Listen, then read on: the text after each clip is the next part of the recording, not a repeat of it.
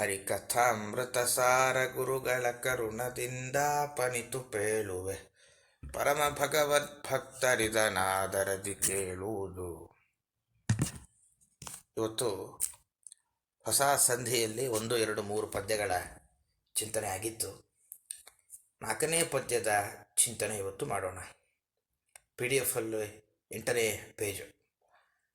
ಅದಕ್ಕಿಂತ ಮುಂಚೆ ಗ್ರೂಪಲ್ಲಿ ಒಂದು ಫೋಟೋ ಕಳಿಸಿದ್ರು. ಅದನ್ನು ಗಮನಿಸಿಕೊಂಡಾಗ ಈ ಪದ್ಯ ಬಹಳ ನಮಗೆ ಸರಳ ಆಗ್ತಾ ಹೋಗುತ್ತೆ. ಏನು ಅಂದರೆ, 4ನೇ ಪದ್ಯಕ್ಕೆ ಪ್ರವೇಶ ಮಾಡುವ ಮುಂಚೆ ಒಂದು ವಿಷಯ ನಾವು ಸ್ಪಷ್ಟವಾಗಿ ಅರ್ಥ ಮಾಡಿಕೊಳ್ಬೇಕು. ಏನದು ಅಂದರೆ, ಪದಾರ್ಥದ ಒಳಗೆ ಒಂದು ರಸ ಅಂತಿರುತ್ತೆ.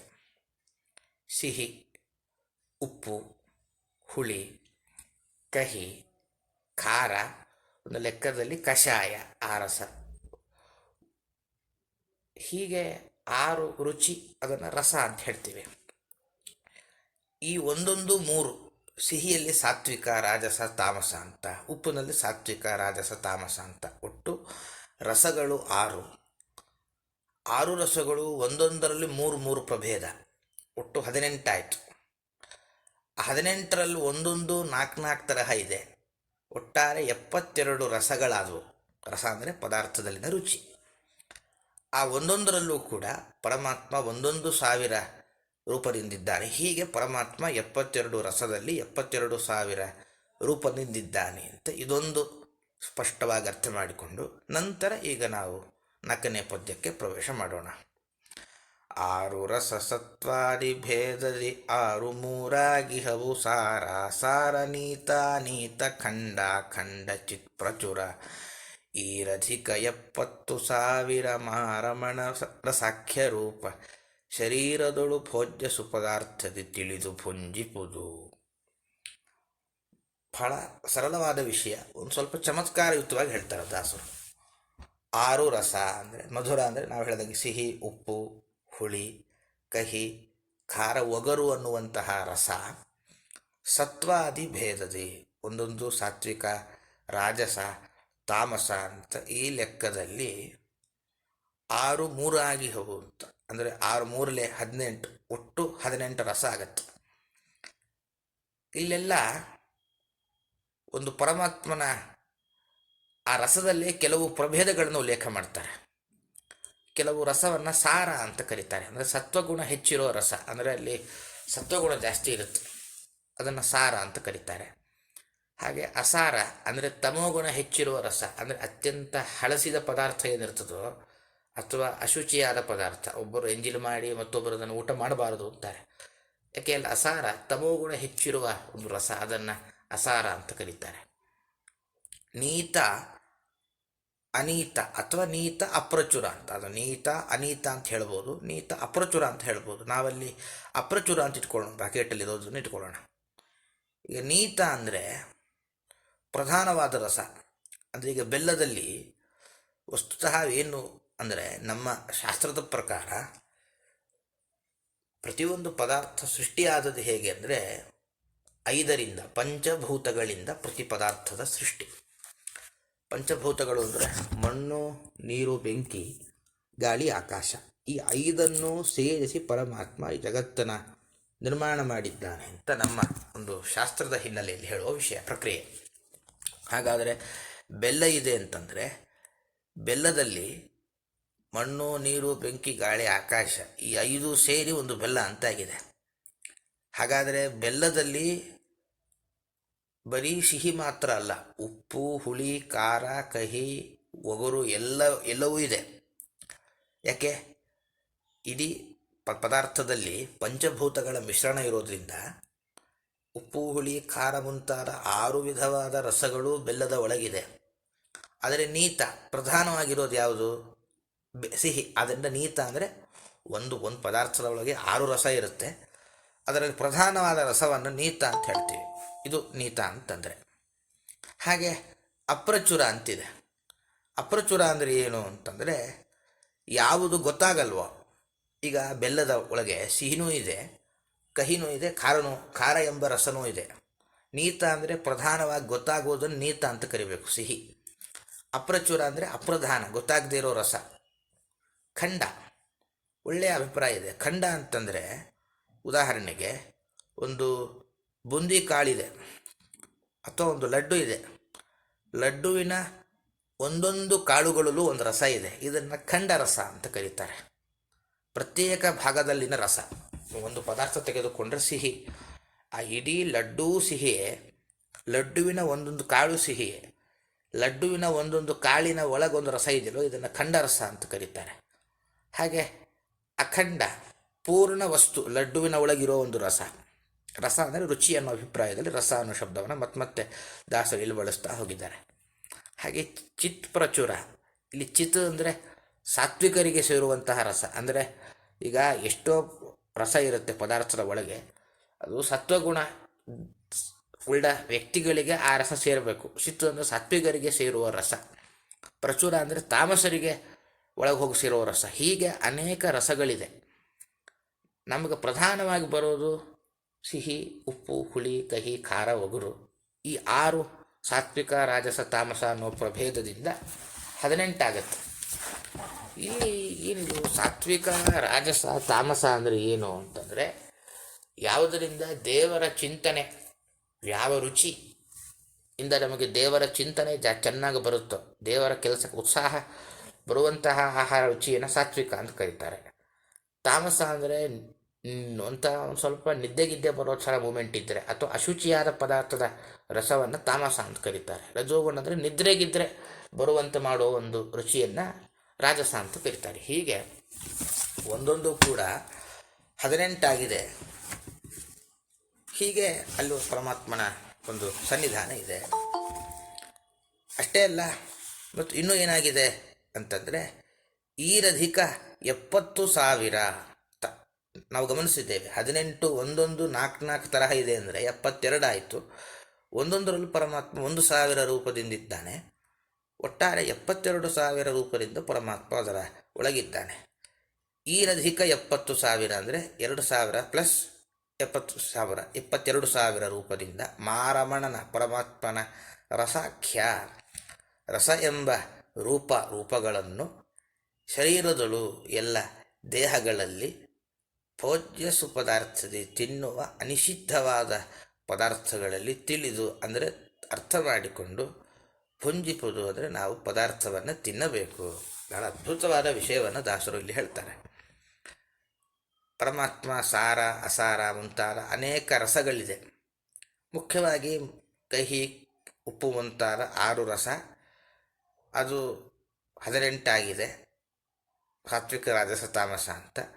ಒಂದೊಂದು 4 ವಿಧ ಅಂಥೇಳಿ 72 ಆಯಿತು. ಪ್ರತಿಯೊಂದರಲ್ಲೂ ಕೂಡ 72,000 ರೂಪಗಳಿಂದ ಪರಮಾತ್ಮ ಇದ್ದಾನೆ. ಹಾಗಾದರೆ ಭೋಜನ ಮಾಡುವಾಗ ಏನು ಅದ್ಭುತವಾದ ಅನುಸಂಧಾನ ಮಾಡಬೇಕು ಅನ್ನೋದನ್ನು ದಾಸರು ನಮಗೆ ಈ ಪದ್ಯದಲ್ಲಿ ನಿರೂಪಣೆ ಮಾಡಿ ಕೊಟ್ಟರು. ನಮ್ಮ ಎದುರಿಗೆ ಒಂದು ಪಾಯಸ ಇದೆ ಅಂತಂದುಕೊಂಡ್ರೆ, ಪಾಯಸದ ಒಳಗೆ ಆ ರಸದಲ್ಲಿ ಪರಮಾತ್ಮ ಒಟ್ಟಾರೆ 72,000 ರೂಪಗಳಿಂದಿರ್ತಾನೆ. ಆ 72,000 ರೂಪಗಳು 72,000 ನಾಡಿಗಳು ನಮ್ಮ ದೇಹದ ಒಳಗಿದೆ. 72,000 ರೂಪ ನಾವು ಊಟ ಮಾಡುವ ಪದಾರ್ಥದ ಒಳಗಿದೆ. 72,000 ನಾಡಿಗಳು ದೇಹದ ಒಳಗಿದೆ. ಆ ಹೊರಗಿನ 72,000 ರೂಪ ನಮ್ಮ ಒಳಗಿನ 72,000 ರೂಪದ 72,000 ನಾಡಿಗಳ ಒಳಗೆ ಹೋಗಿ ಸೇರಲಿ ಅಂತ ಈ ಅನುಸಂಧಾನ ಮಾಡಿದ್ರೆ ನಮಗೆ ಸರಿಯಾಗಿ ಆರೋಗ್ಯಪೂರ್ಣ ಆಗುತ್ತೆ, ಪುಣ್ಯ ಬರುತ್ತೆ ಅಂತ ಈ ಪದ್ಯದ ಅಭಿಪ್ರಾಯ. ಪ್ರಶ್ನೋತ್ತರ ಗಮನಿಸಿದರೆ 6 ರಸ 18 ಹೇಗಾಗುತ್ತೆ? ಸತ್ವ, ರಜಸ್ಸು, ತಮಸ್ಸು ಅಂತ 3 ಲೆಕ್ಕದಲ್ಲಿ ತೊಗೊಂಡಾಗ 18 ಆಗುತ್ತೆ. ಅಲ್ಲಿ 2 ಬೇಡ.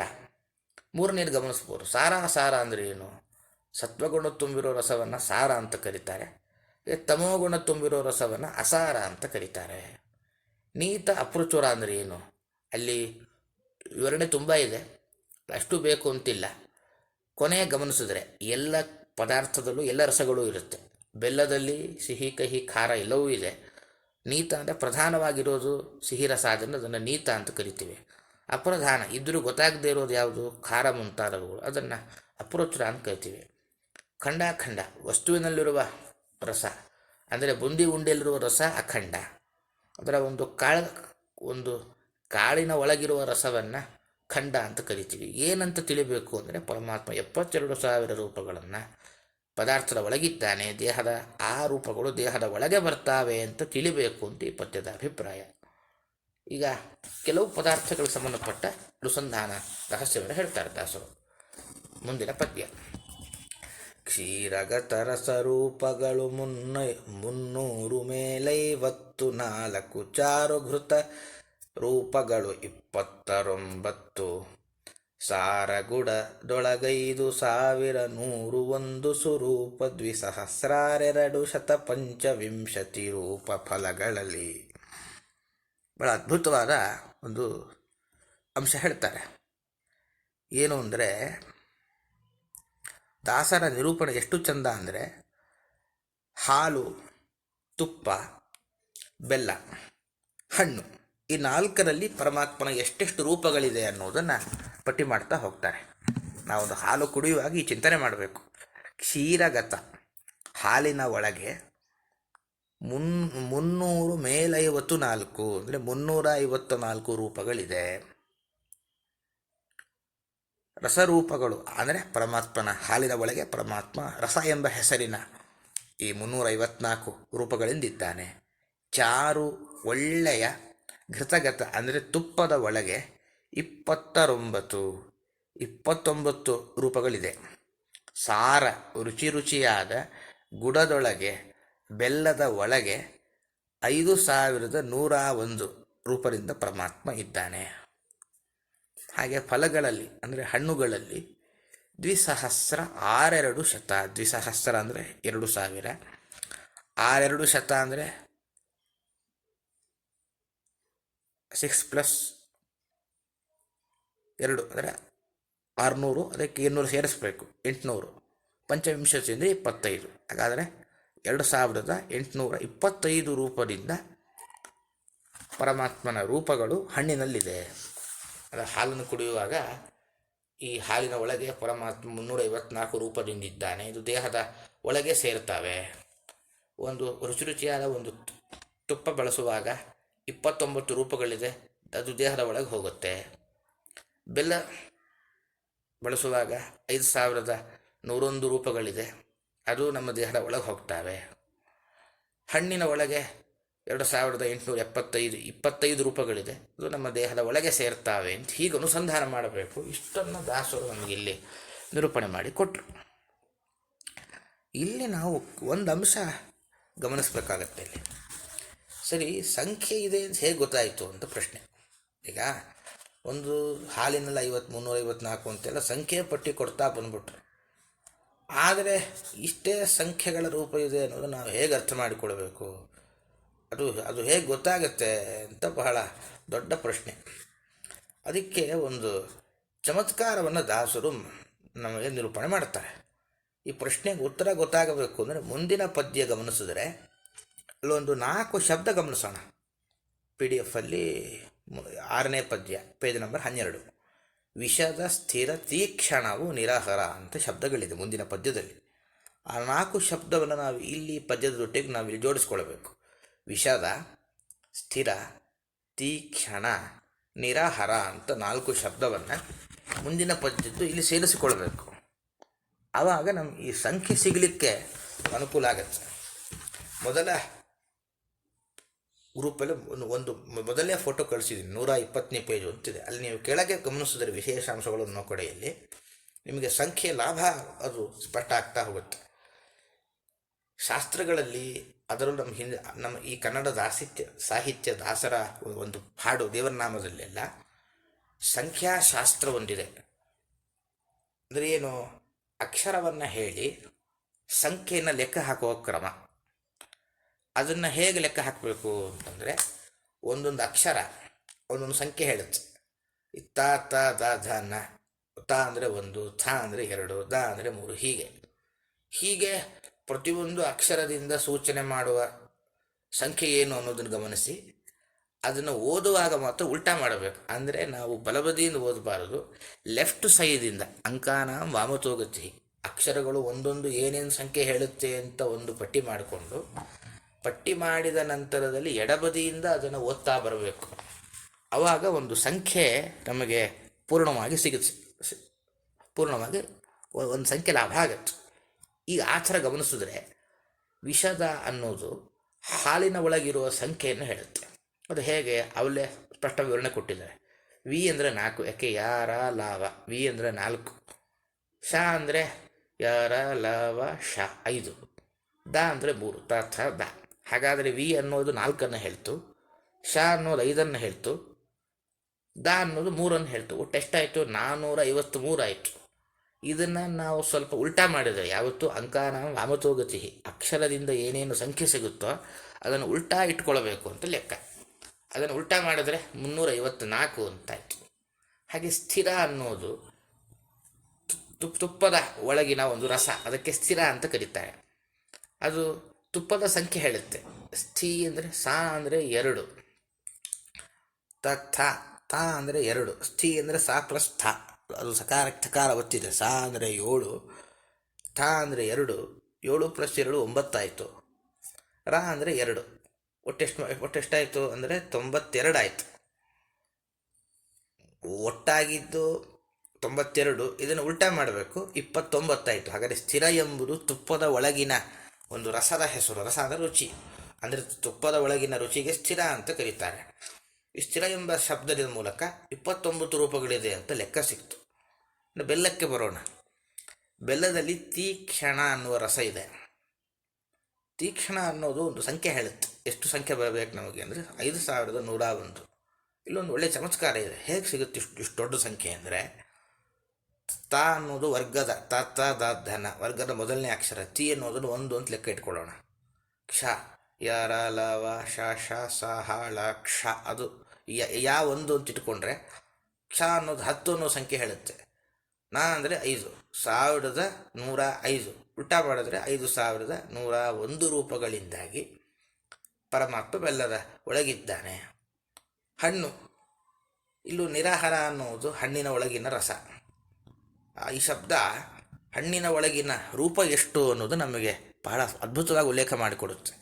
ಹೇಗೆ? ನೀ ಅಂದರೆ 5, ತಥನ, ರಾ ಅಂದರೆ 2, ಹ ಅಂದರೆ 8, ಯಾ ಇಂದ 1 ಅಂತ ಲೆಕ್ಕ ಮಾಡಿದರೆ ಹ ಅಂದರೆ 8, ರಾ ಅಂದರೆ 2.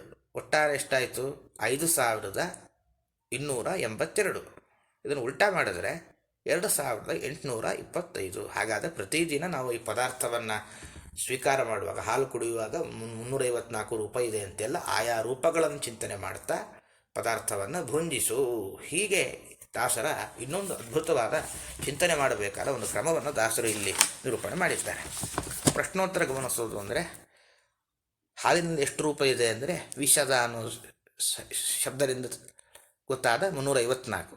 ಹಾಗೆ ಮುಂದಿನದ್ದು ತುಪ್ಪದಲ್ಲಿ 29, ಬೆಲ್ಲದಲ್ಲಿ 5101, ಹಣ್ಣಿನ ಒಳಗೆ 2825 ರೂಪದಿಂದ ಪರಮಾತ್ಮ ಇದ್ದಾನೆ. ಇಷ್ಟು ಈ ಪದ್ಯಕ್ಕೆ ಸಂಬಂಧಪಟ್ಟ ಅಭಿಪ್ರಾಯ. ಈಗ ಮುಂದಿನ ಪದ್ಯಕ್ಕೆ ಹೋಗೋಣ.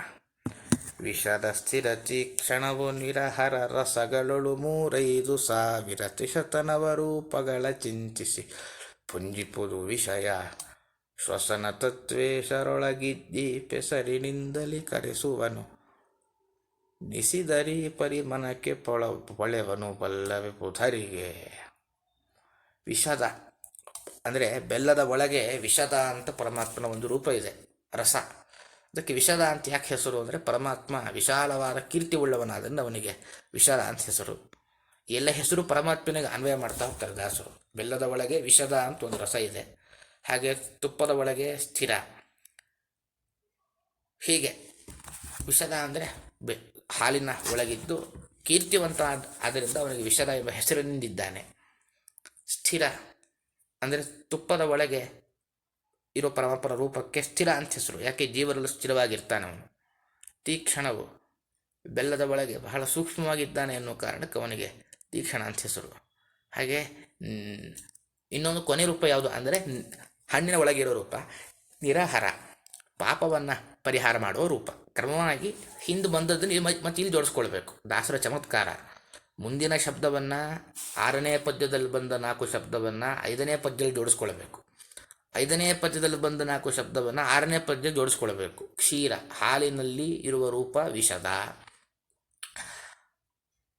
ಹಾಗೆ ತುಪ್ಪದ ಒಳಗಿನ ರೂಪ ಸ್ಥಿರ, ಬೆಲ್ಲದ ಒಳಗಿನ ರೂಪ ತೀಕ್ಷಣ, ಹಣ್ಣಿನ ಒಳಗಿನ ರೂಪ ನಿರಾಹಾರ.